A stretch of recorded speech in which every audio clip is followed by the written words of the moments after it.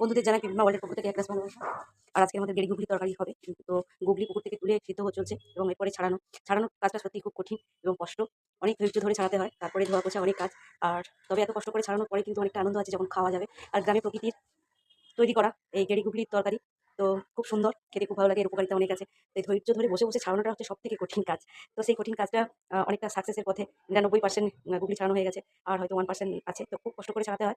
ছাড়ানোর পরেই মসলা-টসলা কাটাকুটি হয়ে গেছে। আর আমি আজকে রান্না করব এই কলা ডাঁটা দিয়ে। কলার ডাঁটা আর গেড়ি গুগলির তরকারি একসঙ্গে। কলা ডাঁটা দিয়ে মানে খাওয়াটা খুব সুন্দর এবং অসাধারণ একটা খাবার।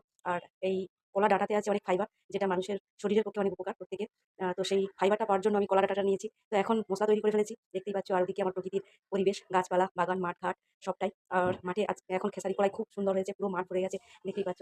তো আমি গেড়ি গুগলি তরকারি করার জন্য একদম রেডি হয়ে গেছি। আমার ফুটছে তরকারি একদম। আর দেখতেই পাচ্ছ কেমন সুন্দর হয়েছে। রেসিপিটা খাওয়ার পরেই বুঝে যাবে কতটা ভালো করেছি বা মন্দ করেছি। তো সবাই ভালো থেকো, সুস্থ থেকো। তো আমি গুগলি তরকারি আমার প্রায় রান্না, এবার খাওয়ার পালা। তো আমি খাওয়ার জন্য আজকে করেছিলাম মেনুতে গেড়ি গুগলি তরকারি, কলা ডাঁটা দিয়ে, আর বেগুন আর সজনে ফুলের ভাজা, আর একটা চচ্চড়ি এবং ওলকপি দিয়ে মাছের টক, নদীর মাছ আর টক। তো এই হলো আমার আজকের মেনু। তো কেমন লাগলো আমার ভিডিওগুলো অবশ্যই কমেন্ট করে জানাবে কিন্তু। আর খাওয়া-দাওয়া বলতে সত্যি খুব অসাধারণ, খুব ভালো লাগছে।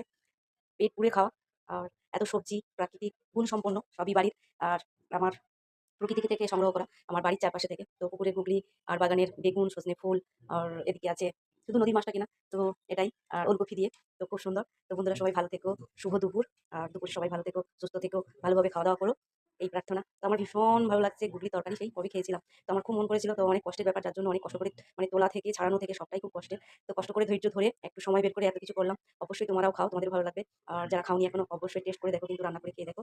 খুব ভালো লাগবে। আর প্রাকৃতিক গুণ সম্পন্ন অনেক উপকারিতাও এর আছে। সবাই ভালো থেকো, সুস্থ থেকো।